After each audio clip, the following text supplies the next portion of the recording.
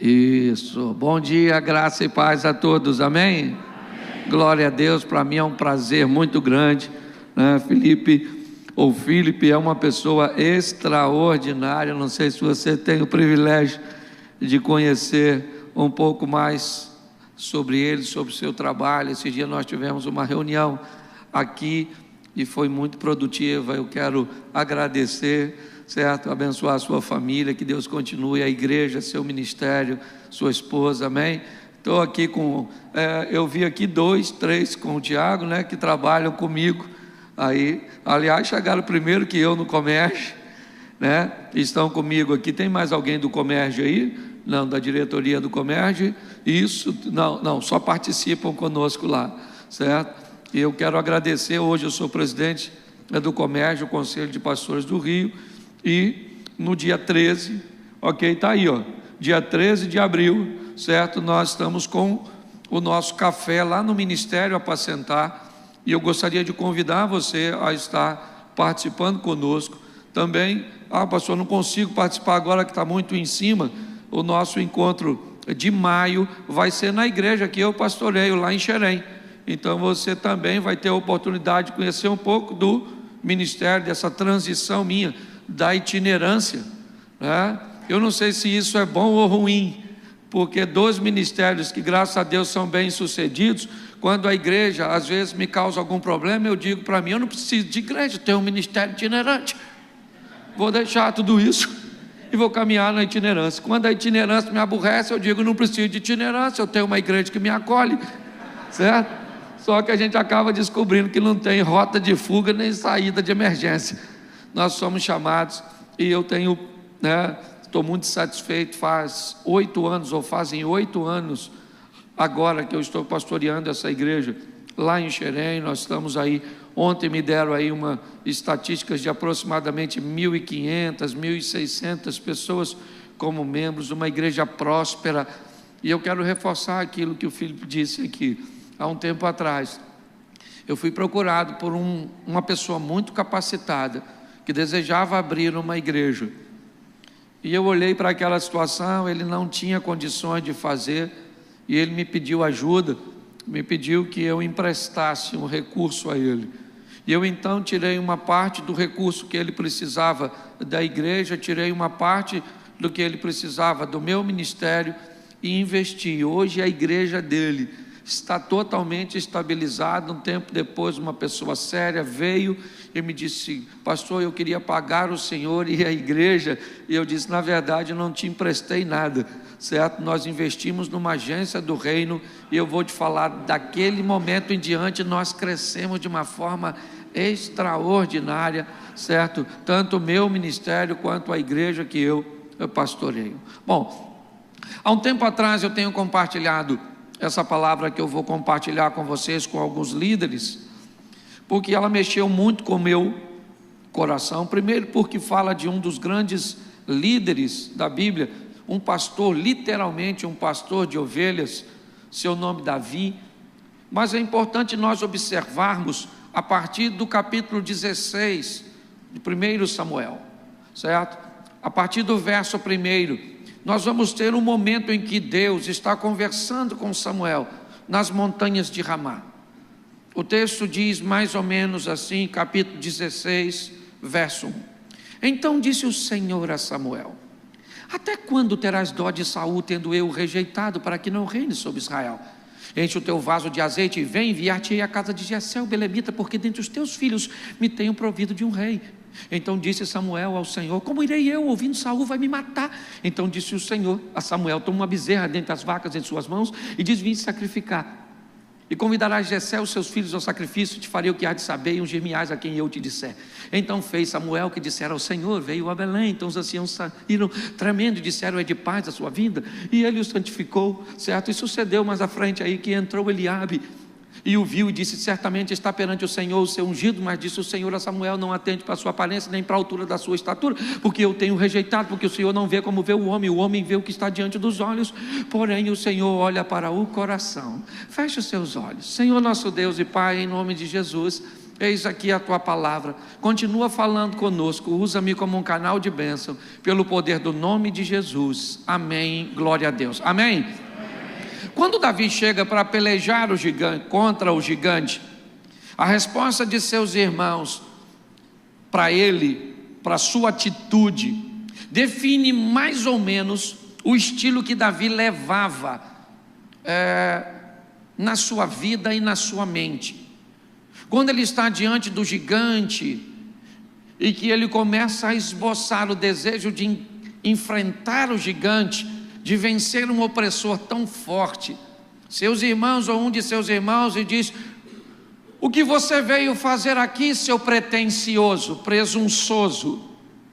Você veio aqui para ver a nossa vergonha? Com quem deixaste as poucas ovelhas? Volte para cuidar delas. Esse não é seu lugar, esse não é seu ambiente. Você não entende nada daquilo que está acontecendo aqui. Quando os irmãos de Davi, pelo menos 3 deles, que militam no exército de Saul, definem a mente de Davi como alguém que costuma, ao longo da convivência, olhar para coisas grandes e ter o desejo de enfrentá-las, me parece que já havia no comportamento de Davi, e aquele não foi o primeiro momento, que ele era alguém que se destacava enfrentando o medo, se expondo em ambientes cujos quais parecia que ele seria vencido. Davi, na verdade, me revela algo muito importante: enquanto não couber na sua mente, não cabe na sua mão. Enquanto a sua mente não conseguir definir que é possível, as coisas não vão vir para você. Pessoas que só alcançam em suas mãos porque sua mente já recebeu a informação e já aceitou. Quando nós olhamos nos bastidores o comportamento desse rapaz, muitas vezes descrito lá na frente o que ele já vivia lá atrás, nós vamos entender por que ele foi alguém tão bem sucedido. É importante entendermos que Davi não está na pauta aqui, pelo menos no que diz respeito à sua consciência, a conscientização dele. Deus está conversando com Samuel e dizendo para Samuel que escolheu alguém da casa de Jessé para substituir Saul.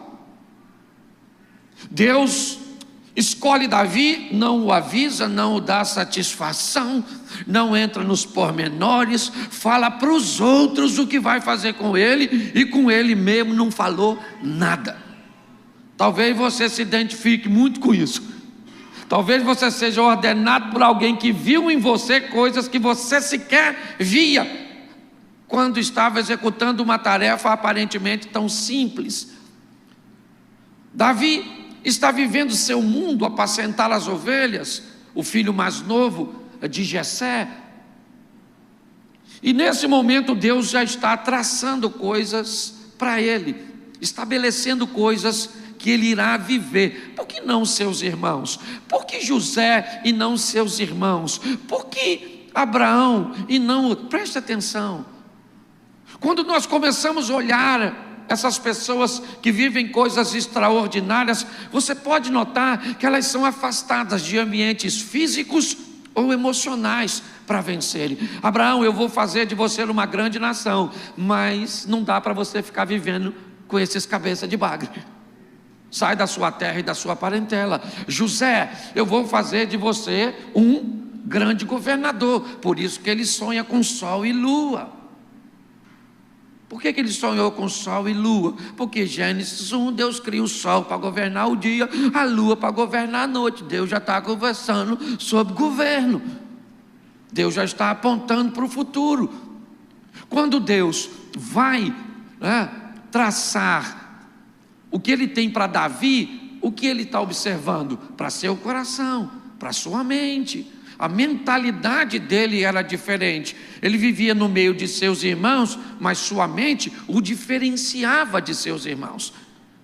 Então, é muito importante o que o Filipe falou hoje, essas conexões que você faz com gente que é forte em áreas que você é fraco, que é capacitado nas áreas que você é carente. Essas são as conexões. A Bíblia e a vida têm tendência a aproximar pessoas diferentes, para que uma contribua com a outra. Por isso que normalmente um proativo vai viver perto de um lerdo. Por que é que um proativo vive perto de um lerdo? Porque o proativo diz assim: vambora, gente, vambora! Já era para estar lá. E o lerdo fala assim: calma, o mundo vai acabar hoje não. Você está entendendo? Então, qual é a missão da vida? É mandar uma mensagem para o lerdo e para o proativo. O lerdo ensina para o proativo que tem que desacelerar, senão morre. É a batida do coração: estresse, descansa, estresse, descansa, estresse, certo? Mas a vida está mandando uma mensagem para o lerdo: acelera, vamos dar uma acelerada. Sabe qual é o grande problema de pastores? Pelo menos eu só sou pastor há 10 anos, né? Fui consagrado na Igreja Batista, pastoreei quase 2 anos aqui na Barra, depois fui para Xerém. Pastor é muito fantasmagórico. Todas as vezes que Deus manda para o ministério dele alguém que é forte numa área que ele é fraco, ele acha que está chegando um traidor. O menino de louvor é bom demais, tem o carisma, se identifica com a igreja. Fica de olho nele. Manda para você um homem piedoso de oração, de comunhão com Deus, para dirigir um trabalho de oração na igreja. Cuidado, já... Ele sonha para vir muita gente no trabalho de oração. Quando vem, ele diz: o inimigo deve estar por aí. Está no recipiente que identificou, certo? Então, hoje eu luto contra isso. Você não sabe nada sobre gestão? Deus vai mandar alguém que sabe sobre gestão para seu ministério. Você não prega nada? Deus vai mandar excelentes pregadores para seu ministério. Cuidado, sai desse ambiente, Scooby-Doo. Certo? Vendo fantasma em tudo quanto é canto. É assim. Eu já vivi e vivo no sistema. Eu sei como é que ele funciona. E aí o indivíduo morre, porque para você segurar alguém embaixo e impedir de crescer, sua posição é essa. Se você segura alguém para não crescer, você também não cresce. Você fica segurando. Então nós vamos dar uma olhadinha na história desse camarada. Por quê? Porque ele, para mim, é muito especial. Porque ele venceu, mas perdeu. Ele viveu uma vida que me parece muito real. A vida do Davi. Deus está conversando com ele, escolheu e falou: Samuel, dá um pulinho na casa do Jessé, que eu vou escolher, fica quietinho, espera que eu vou te sinalizar. Quando ele chega, se depara com o modelo mental da época, o primogênito. O cara já era grande, forte, bonito, soldado. O Samuel olhou e falou: certamente é esse. Deus falou: Samuca, segura a onda, fica quietinho, não é esse não. E aí começa a passar os filhos, porque Jessé fazia filho com força. Passa um, passa dois, passa três. O cara era bom, certo? É porque pastor também tem que ter vida sexual. Isso. Vida sexual de pastor é igual carnê do baú, tem que andar rigorosamente em dia. Sim.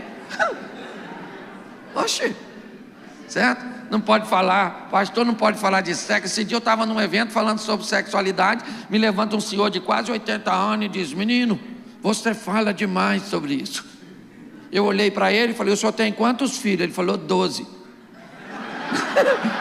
Eu falei: eu falo sobre o assunto, o senhor faz o assunto que eu falo, né? E aí a mão dele foi baixando, o sorriso brotou. E ele sentiu que a gente estava na mesma direção. Ok?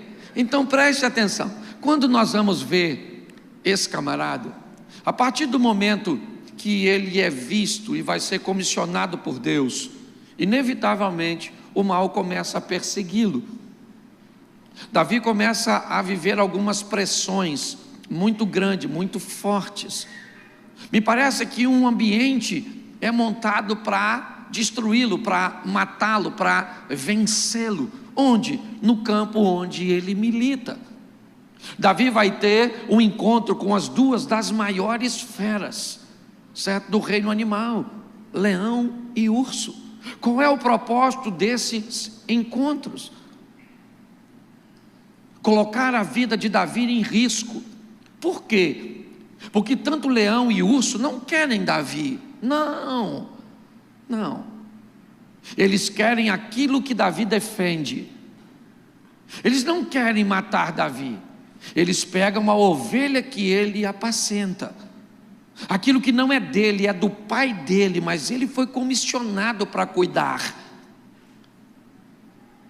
E quando o leão pega uma ovelha, o texto diz que Davi vai atrás dele com a ovelha na boca. Um dos textos mais bizarros para mim, porque leão é bicho que você corre na frente, não atrás. Até porque provavelmente a ovelha que está na boca dele já está morta, mas Davi não está. Se a ovelha está morta ou viva, essa não é a questão é que a ovelha não é dele, é do meu pai, e eu vou buscar, acabou. Davi começa a viver ameaças no campo, e começa a vencer essas ameaças, e logo essas ameaças vão mudar de lugar. Agora ele não luta mais contra um animal. Agora a vida prepara para ele um homem grande, forte, poderoso, campeão, experiente, está bem armado, bem equipado. Agora Davi está diante de uma morte praticamente iminente. Ele vai morrer, todo mundo. Saul diz que ele vai morrer, né? Os soldados de Israel dizem que ele vai morrer, todo mundo, os filisteus acreditam que ele vai morrer, Golias acredita que Davi vai morrer. O único que tem uma ponta de esperança é Davi, que sabe que aquela batalha não é dele. Por isso ele diz, eu fico imaginando, me permita aí os teólogos de plantão, me perdoa, tá bom? Mas eu imagino, Deus não disse que era para Davi matar o gigante, Deus disse que ele ia ser rei. Eu imagino quando ele vai enfrentar o gigante, Deus olhando e falando, poxa,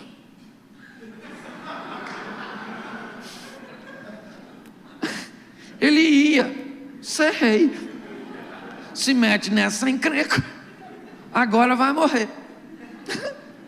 E quando Davi diz assim, você vem a mim com espada, escudo, lança e outras indumentárias mais, eu vou contra você em nome do Senhor dos Exércitos. Aí eu imagino Deus falando, ele vai em nome de quem? Ele vai no meu. Se ele vai no meu, Golias morreu, já era. Mas o campo de batalha ainda continua o mesmo. Ele entra na batalha e ele vence Golias. Que extraordinário, um passo foi dado. Ele agora está no palácio, não apenas mais como um músico do rei, agora ele é um herói de guerra, ele é alguém reconhecido. As mulheres o ovacionaram quando ele entra na cidade com aquela cabeça grande. Mas agora um pastor não gosta muito dele, o Saul. Saul olhou e disse, esse cara está complicando minha gestão, chamando mais atenção do que eu. E agora Davi vai se defender do rei. Nota que é um inimigo, só vai crescendo, isso parece um videogame. Agora ele começa enfrentando um animal, leão e urso, ok? Ele depois enfrenta o gigante. Agora ele é obrigado a fugir de Saul. Tem a oportunidade de matá-lo e não mata. Davi está vivendo um momento extraordinário, mas ali o mal já descobriu que não vence ele. Ali o mal já descobriu que naquele campo de batalha não vai vencê-lo. Enfrentou leão, enfrentou urso, enfrentou gigante, enfrentou o rei, teve a oportunidade de matá-lo. Entre o trono e Davi, a distância se chamava Saul, mas ele não mata. Não vou mexer com ele.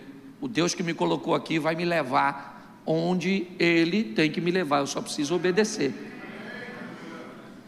Mas o mal, o diabo, a turma que conversou com Eva lá, testando o conhecimento dela, fazendo pergunta cuja qual o mal já sabia a resposta, mas queria saber o quanto Eva tinha noção da verdade, porque é de acordo com a dimensão que você tem da verdade, que o mal descobre o quanto precisa de dispensar de mentira para enganar você.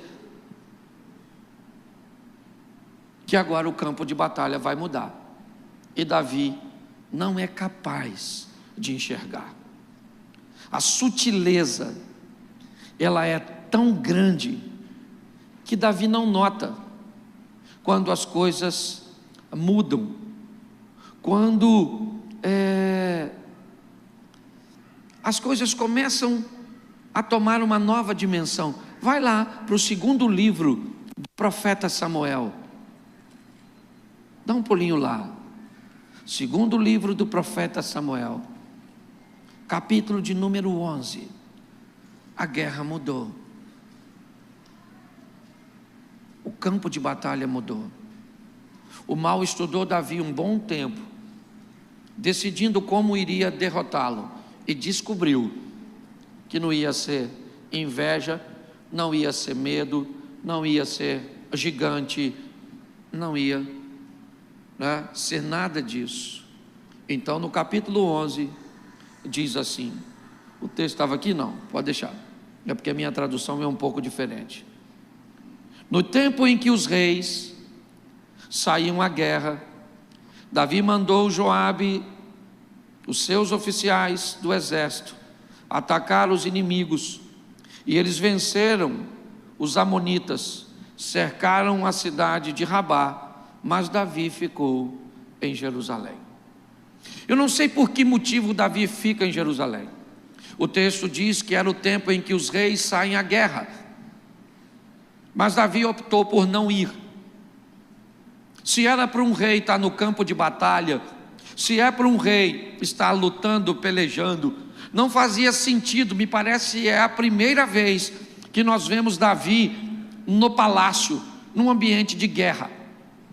Talvez porque a guerra não fosse tão acirrada, talvez porque Joabe, Urias e toda a sua estrutura desse conta do recado. Sabe aquela historinha de que venci Jericó e agora contra Ai eu posso mandar um pequeno grupo, apenas uma milícia pequenina para vencer. Sabe aquele relaxamento quando há uma transição, uma mudança de batalha? Me parece que é isso que está acontecendo aqui. Davi não vai à guerra. E o que tem no campo de batalha? O que tinha todo ano, no tempo em que os reis saíam à guerra: homens morrendo, pessoas perdendo suas vidas, territórios sendo conquistados. O que está acontecendo com Joabe? Vencendo. O que está acontecendo com Urias? Vencendo. O que está acontecendo com os soldados? Vencendo. E o que está acontecendo com Davi? Está no lugar errado. Não era para estar naquele lugar. Por pior, pastor, mas um lugar é muito difícil, é desagradável, é desconfortável. Aprenda uma coisa: se o lugar é o seu destino, ou te aproxima dele, é lá que você tem que estar. Jesus chama Pedro de inimigo: para trás de mim, Satanás, e chama Judas de amigo. Amigo, aqui vieste. Por que Jesus chama Judas de amigo e Pedro de inimigo? Porque o que Judas está fazendo aproxima Jesus de seu destino, e o que Pedro está fazendo afasta Jesus de seu destino. Se é bom ou ruim não interessa, se aproxima você daquilo que Deus tem para você, é bom. É assim que funciona. Quando nós olhamos para isso, é isso que nós estamos vendo. Ele está no lugar que não deve. E quando você está no lugar que não deve, com pessoas que não devem, com literaturas que não devem, inevitavelmente você vai viver o que não deve. Não era aquilo. Para mim tem muita coisa que não deveria acontecer. Ninguém vai me convencer que Deus queria que Sansão morresse daquele jeito, humilhado, empurrando o moinho. Ninguém me convence. Só morreu desse jeito porque fez o que não devia. Para mim a escravidão no Egito, a libertação deles é outra coisa. Nós vemos um ambiente traçado. Quero levar meu povo para a segurança de onde tem comida. Envio José. O próprio José diz isso a seus irmãos: não fiquem tristes, vocês não me venderam, vocês me enviaram na frente para a conservação da alma. E o que Deus faz logo em seguida? Eu vou tirar esse povo daqui uns dias, então eu vou colocar no governo do Egito um faraó. Moisés foi treinado para ser um faraó, para ter autoridade para libertar o povo. Era assim, é a tipologia de Cristo. Mas o que ele fez vai causar danos. E cuidado, e você precisa entender isso, até para receber gente na sua igreja. Esses dias um casal me questionou, extremamente capacitado, queria liderar meus casais na igreja, porém, os dois estão no segundo casamento. Caminham comigo, trabalham até com casais, mas eu não deixo liderar. E aí me questionaram. E aí eu disse: presta atenção, quem aqui já teve hepatite? Levante a mão. Tem alguém aqui que já teve hepatite? Pois bem, se você teve hepatite, você pode fazer qualquer coisa por mim, menos me doar sangue. Porque tem coisas que você faz lá atrás que descredencia você viver coisas lá na frente. Então você tem que entender isso. Tem gente que não tem maturidade para entender essas coisas. E aí quando eu dei esse exemplo, eles olharam, não gostaram muito e optaram para ficar na retaguarda. E eu com a outra turma na linha de frente. É assim que funciona. E quando eu era itinerante, eu não tinha nada disso. Acabava de pregar, pegava a oferta e ia embora. Não precisava nem pregar bem, era só pregar. O que eu fizer de errado, vocês consertavam. O que eu fizesse de bom, vocês aproveitavam. Hoje eu tenho que dizer não, sai. Hoje eu tenho que disciplinar, que cuidar é um grande desafio. Mas olha aqui, aí Davi está no lugar errado, acordou, a turma está lá batendo, morrendo, ganhando. É isso que está lá na frente de batalha, onde ele deveria estar. Está no lugar errado, sonolento. Acordou, foi dar um rolezinho na sacada do palácio. Uma dona tomando banho. Maneirona, porque mulher feia não tenta ninguém. Devia ser uma cavala de uma dona, tomando banho, se limpando, beleza. Ué, querido, um cara que enfrenta leão, urso, mata gigante. Meu irmão, não é qualquer coisa. Só que eu quero que você entenda que não tem mais espada, não tem mais lança, não tem mais garras, não tem mais presas. A arma que o diabo está usando agora é outra, mano. Ele já estudou e descobriu que naquele campo de batalha que ele planejava vencer Davi, não vai rolar. Então ele muda o campo de batalha. Agora não é a lança de Saul, a espada de Golias, as garras do leão, as presas do urso. Agora é a beleza de Batseba. Para derrubar uma liderança, o diabo vai estudar você e descobrir o que é que ele vai usar contra você para te derrubar. O tempo inteiro está alerta. Eu sou bem-humorado. Já deu para notar? Assim que eu cheguei, por eu ter um bom humor, as pessoas não achavam que eu ia longe. Já esse cara está se enfiando num primeiro escândalo, com mulher, com dinheiro, com drogas, com bebida, com isso. Porque todo dia cai um valente. E pior que caem uns valentes, sério. Umas pessoas. Quando eu era garoto, meu pai me levou numa montanha para tirar um cabo de enxada. Ele era da roça. E quando nós fomos subindo por um córregozinho, eu parava e ficava encantado com aqueles barrigudinhos, aqueles camarõezinhos lá em cima. Como é que aquilo chegou lá? Como é que era? Como é que funcionava? Mas quando eu cheguei lá no topo com meu pai, onde ele disse que nós poderíamos beber água, eu notei, não tinha o camarão, não tinha o barrigudinho, não tinha nada. E eu falei: pai, por que não tem nada aqui? Ele disse: meu filho, água limpa demais não dá peixe.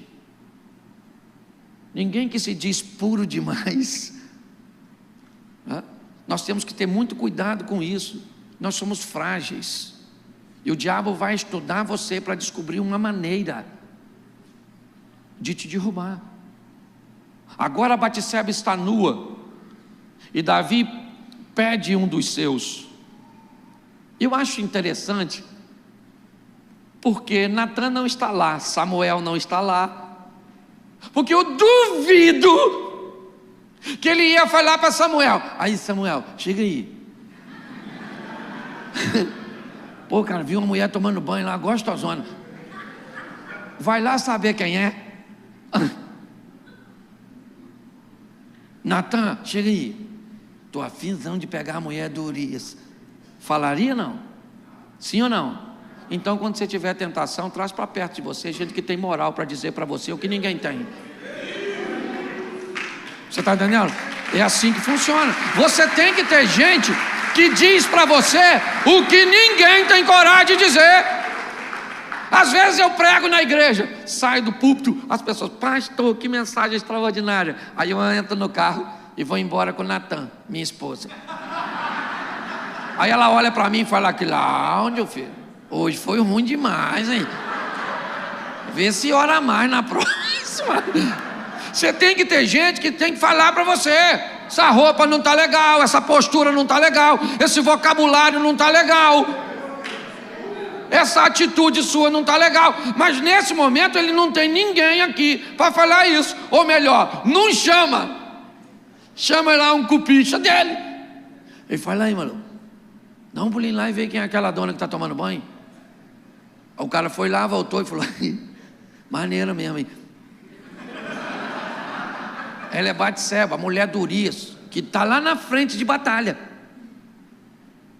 onde você também deveria estar. Sabe por que às vezes você não tem coisas que outras pessoas têm? Às vezes porque não é seu dom, mas às vezes é porque você não paga o preço para ter. Ah, não prego. A ver por quê? Porque não ora, porque não lê, porque não treina. Você acha que todo pregador bom começou sendo bom? Claro que não. Pregava ruim mesmo. Cláudio, como é que você começou? Pregando mensagem dos outros. Eu já sabia que era boa. Qual é o ápice da criatividade? Copiar sem citar a fonte. Eu aprendi uma coisa: se você pegar a mensagem de uma pessoa e pregar, todo mundo vai identificar e vai falar que você plagiou. Se você escolher 5 mensagens, misturar tudo e pregar, alguém vai falar assim: você é um pesquisador, uma pesquisadora. Você entende? Você está rindo, mas o assunto é sério. Estou abrindo meu coração. Olha só. Mas ele agora se deita com Batseba. Se deitou com a Batseba, pegou a dona.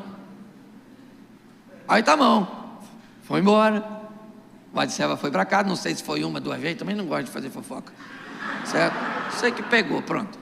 O tempo passou, Batseba mandou um recado para Davi, provavelmente pelo mesmo cara que foi chamá-la. Avisa lá que deu ruim. Eu estou grávida, meu marido está na frente de batalha. A hora que aparecer a barriga sem meu marido, eu vou ser apedrejada. Avisa lá o rei. Alguém foi lá e falou: oi, Davi, aquele negócio aí que você fez deu ruim. Ele falou: deixa comigo que eu resolvo. Mandou uma carta para Joabe, falou: Joabe, manda Urias aqui que eu estou a fim de saber o que está acontecendo aí. Urias chegou, Davi falou: e aí, como é que está a batalha? Ele falou: o negócio está tranquilo lá, estamos ganhando. Estamos ganhando, fica tranquilo. Davi falou: vai para sua casa então, deita com a sua mulher lá rapidinho, eu te mando para frente de batalha, bota o filho na sua conta e está tudo certo. O cara é servo de Deus. Gente, se você pensa que servo de Deus, se enfiar num buraco não vai ter problema. O cara agora ficou dissimulado. Urias falou: não vou não, a arca da aliança está aí, pô. Não deve nem fazer sexo nesse período. E o rei fez. Com a mulher dos outros. Pois é. Aí o rei falou, aí avisaram o rei, falou: foi para casa não, dormiu aí, ó. Sério? Então eu vou fazer uma festinha aqui, vou encher ele de manguaça. E aí ele vai para casa, ele não precisa nem fazer nada, só entrar em casa, não vai lembrar mesmo que está muito bêbado. Bota na conta dele. Urias não foi para casa, dormiu na praça, coisa de sertanejo, certo? Davi falou: não tem jeito, eu sou obrigado a mandar matar esse cara. Escreve uma carta, manda pela mão de Urias. Mas até aí está tudo bem, gente, até aí está tudo certo. O problema é o capítulo 12. Quando eu vou ler o capítulo 12, tem alguma coisa que me intriga, porque no capítulo 11, Davi está na sacada, chama um dos seus homens de confiança, traz Batseba, Urias está envolvido, e para mim eram apenas esses personagens. Mas quando eu olho para o capítulo 12, o texto diz assim no verso 1: o Senhor Deus mandou o profeta Natã a falar com Davi, e Natã disse: havia 2 homens que viviam na mesma cidade, um era rico e o outro pobre. Já deu para identificar que o rico era Davi e que o pobre era Urias. O rico possuía muito gado e ovelhas, enquanto o pobre tinha apenas uma ovelha. Já deu para entender que o gado e as ovelhas do homem rico são as esposas que Davi tem, todo o harém que ele herdou de Saul, Mical, filha de Saul, Abigail, esposa do falecido Nabal, e que a única ovelhinha é Batseba, a mulher de Urias. Certo dia, um visitante chegou na casa do homem rico. Bom, o homem rico é Davi, e chegou um visitante na casa do homem rico. Eu nunca vi esse visitante na casa do homem rico. No capítulo 11, Davi está sozinho na sacada. Tá bom, mas Natã diz que chegou à casa do homem rico um visitante, e este não quis matar um dos seus próprios animais para preparar a refeição para o visitante ou para o viajante. Em vez disso, ele pegou a ovelha do homem pobre, matou e preparou uma refeição para o seu hóspede. Preste atenção. Aqui está o desfecho dessa história. Davi aparentemente sozinho, quando Natã diz que chega um visitante na casa dele. Esse visitante fez Davi olhar para Batseba tomando banho. Automaticamente acendeu-se em Davi um desejo sexual. Até aí tudo bem, ele é homem, se deparou com uma mulher nua, a mulher, a visão entrou e aguçou, certo? Um desejo que ele tinha. Quem é o visitante, pastor? Para identificá-lo, nós precisamos dar um pulinho no livro de Jó. De onde você vem, Satanás? Eu venho viajando, rodeando a terra, buscando uma casa, uma empresa, uma mente, uma família, um casamento, que me receba, que me escute, que me ouça e que me atenda. Bom, se ele tem desejo sexual, até aí tudo bem, viu uma mulher tomando banho, deu desejo, beleza, está tudo tranquilo. O que ele faz? Chama uma de suas esposas, se deita com ela e satisfaz um desejo que ele tem. Sim ou não? Sim. Porém o texto diz que ele não pega um dos seus próprios animais, ele pega a ovelha do vizinho, porque ela não é para ele, ela é para o visitante. Davi não se deita com a sua esposa, porque se ele se deita com a sua esposa, não é pecado, e pecado não alimentaria o visitante que chegou.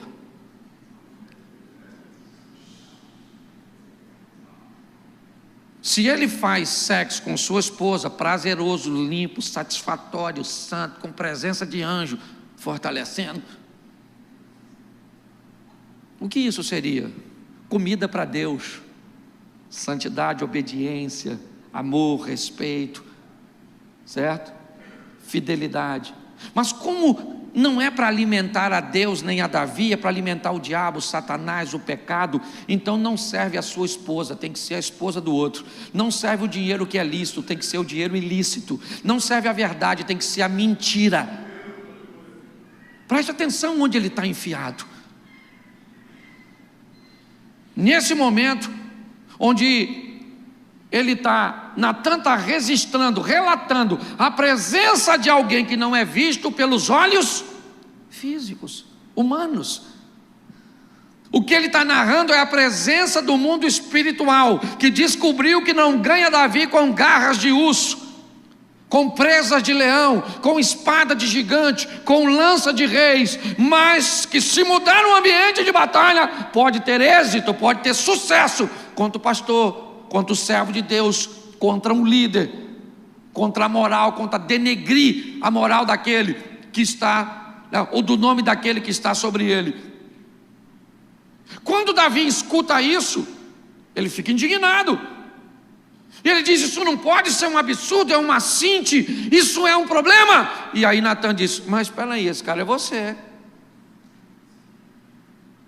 Esse indivíduo é você, Davi. Você pegou a mulher de Urias, matou o cara, achou que ninguém estava vendo. E preste atenção, o que Deus reclama aqui são duas coisas. Primeiro, a primeira coisa que Deus diz: ingratidão.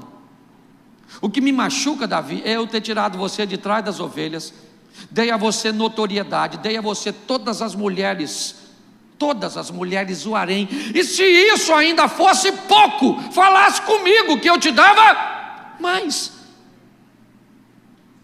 Não tinha necessidade. Claro, não foi Davi simplesmente que fez isso, foi o visitante. E ele chegou lá, conversou com Davi, impulsionou Davi.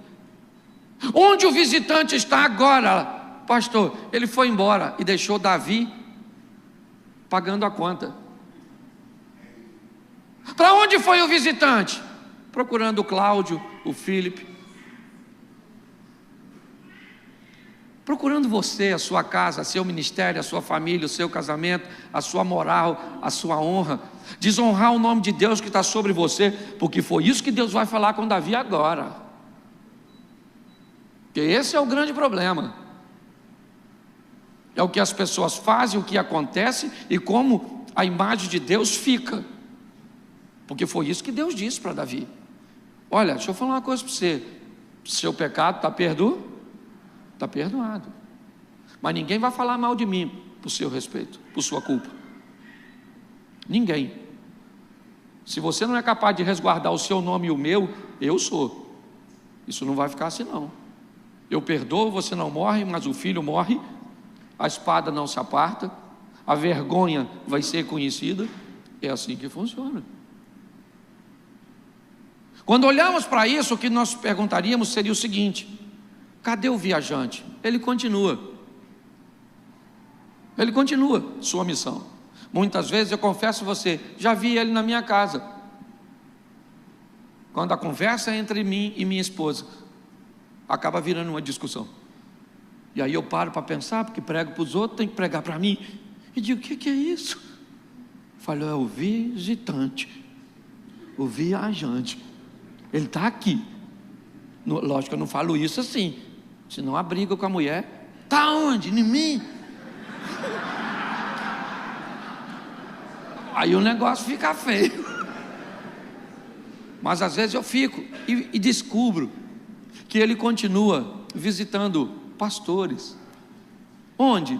Nas áreas que ele acha que você é mais frágil. O que é seu temperamento? Você é grosso demais, explosiva. É lá que ele vai te atacar. O que você é? Perfeccionista.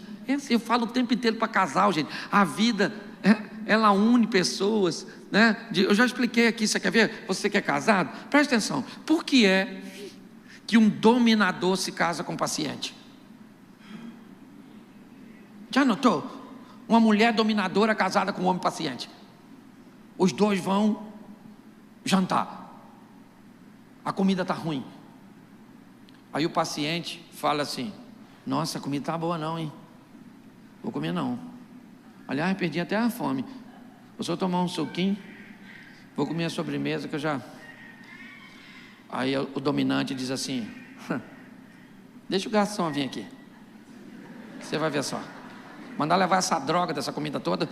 que isso está uma porcaria. O paciente fala: pelo amor de Deus, pelo amor de Deus, não fala nada não, fala nada não, deixa que eu vou pagar, eu pago, nós vamos embora. E aí o dominante falando: paga uma ova, que nós não vamos pagar é nada, que tinha que dar outra comida pra gente. Fala baixo. Eu vou falar. Aí o paciente diz: eu vou pro carro. Não tem nada a ver com... Eu queria que você entendesse que você é diferente. E por causa disso o diabo está o tempo inteiro te medindo, observando como é que ele vai. Como é que Davi sai dessa? Ileso? Não.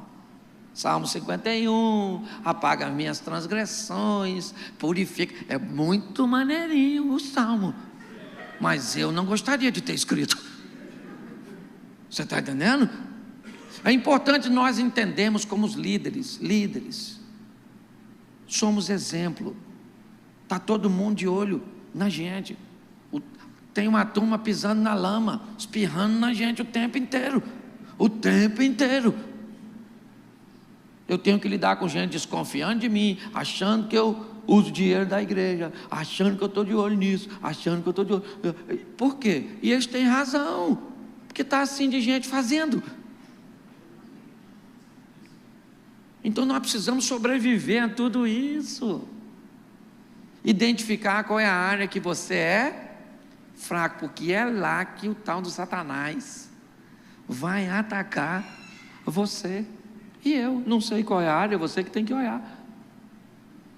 E é muito importante, quando você sofreu um ataque, você ter alguém para te ajudar. É melhor serem dois do que um. Não está falando só de casamento não, é gente para dividir a carga, sabe? Há um tempo atrás eu fui com o Subirá no Japão, e aí fomos fazer um talk show, e aí sentei do lado, sentou do outro, e o Subirá é todo certinho, né? Um cara assim, parece que veio do céu ontem. E fomos nós dois no mesmo evento, tenso, e que começa a perguntar, entendeu? Já bebeu? Subirá não. Eu falei: sangue de Jesus tem poder. Já viu pornografia? Subirá não. Eu falei: Jesus.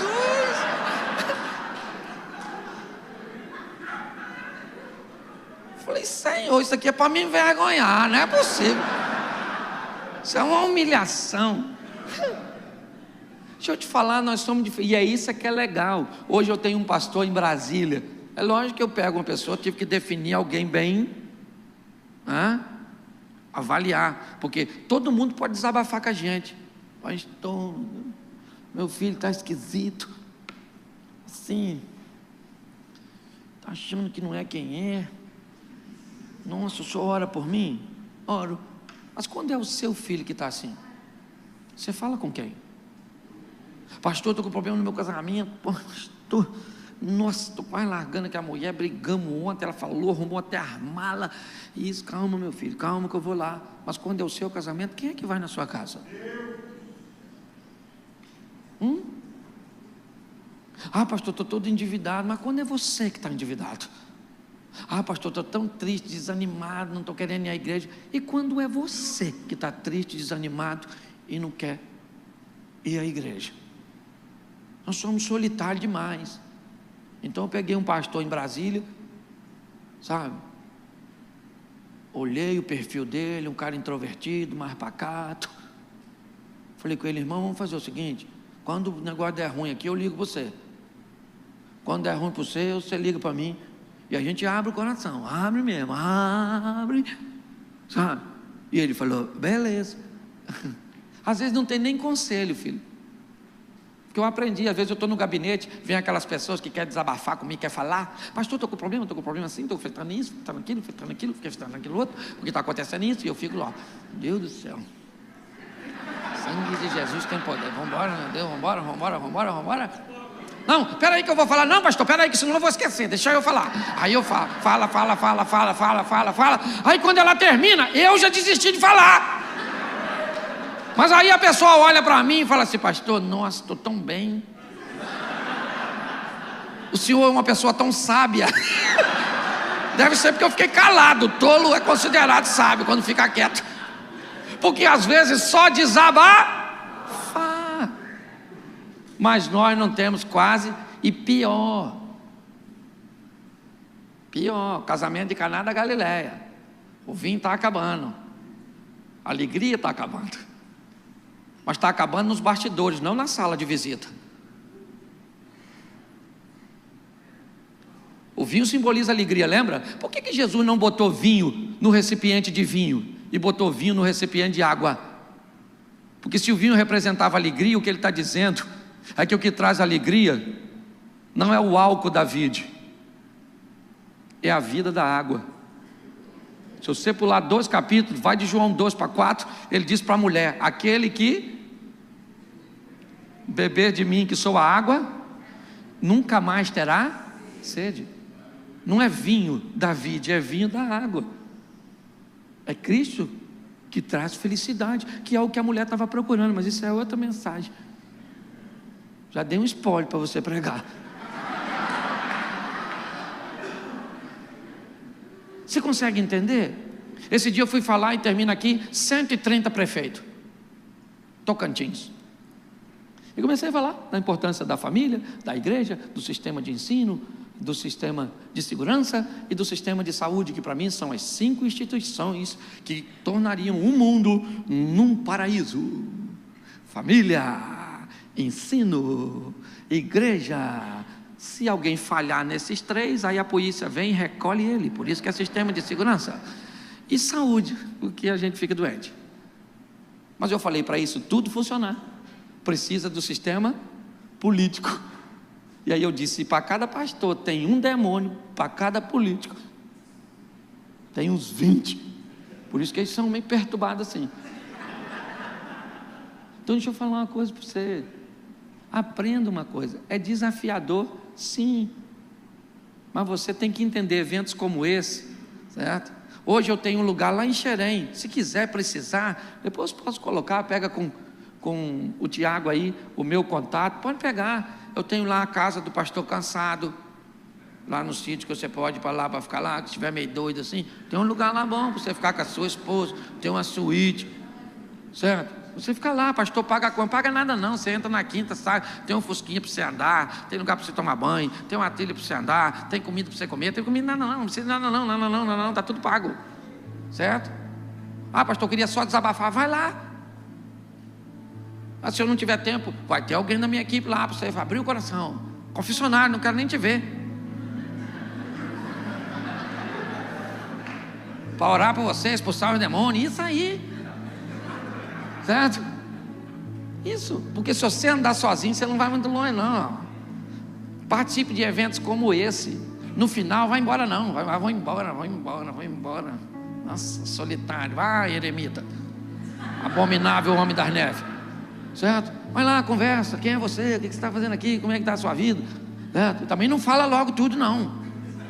Ah, como é que eu ganho a confiança dos outros? Conta para eles, assim, quando eu entro num lugar novo, eu pego 5, 6 pessoas, às vezes, dependendo, e falo, eu vou ver se essas pessoas dá para conviver. Aí conto para ela alguns segredos que na verdade não são segredo.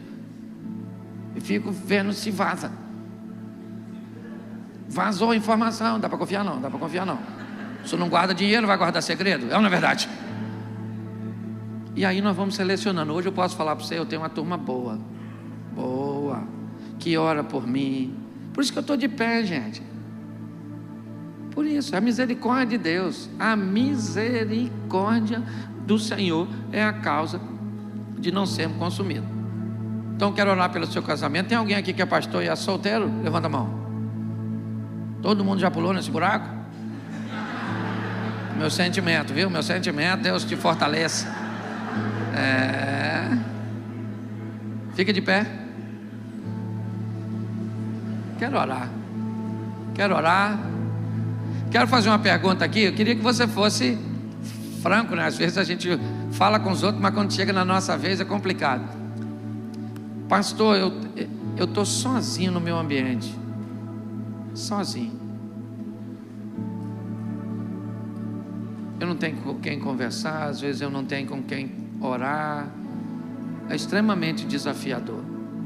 Se você tem vivido nesse ambiente, nós gostaríamos de orar por você. saia do seu lugar e venha aqui à frente. Tem hora que é você que chama para as pessoas virem na frente. Agora somos nós que estamos chamando você. Isso. Pô, pastor, às vezes eu tenho coisas para resolver, tenho decisões para tomar. Meu ministério chegou às vezes numa dimensão que eu precisaria ter mais pessoas habilitadas para me ajudar, mas eu às vezes não tenho. Pastor, Deus me entregou uma agência do reino num ambiente tão humilde, que as pessoas são boas na área da oração, mas não tem a mente muitas vezes capacitada para me ajudar. Prego hoje, gente, eu, Cláudio, que tem um ministério, acredito eu, focado na palavra e na pregação, eu tenho que pregar 5, 6 vezes no mês para o mesmo público. Meu irmão, é pesado pra caramba. Já nós vamos ter aí no site do Comércio, inclusive, alguns esboços de pregações para que as pessoas possam aproveitar pelo menos um por semana de diversos preletores, para ajudar você e tirar esse estigma de que você não pode dar uma palavra, certo? Que Deus colocou no coração de outra, então você não pode mais nem usar os textos bíblicos, porque Deus inspirou outras pessoas para fazerem. Rompa com isso, procure ajuda enquanto dá tempo. Tem muita gente que nunca precisou de um milagre, só acabou precisando porque negligenciou o período da conscientização, deixou o complicado ficar insolúvel, e agora você que só precisaria de um conselho, uma ajuda, uma direção, precisa de um milagre. Pare de assumir a postura de culpa e assuma a postura de responsabilidade. Torne-se responsável. Sabe, castigo é um nome que deram para a palavra responsabilização.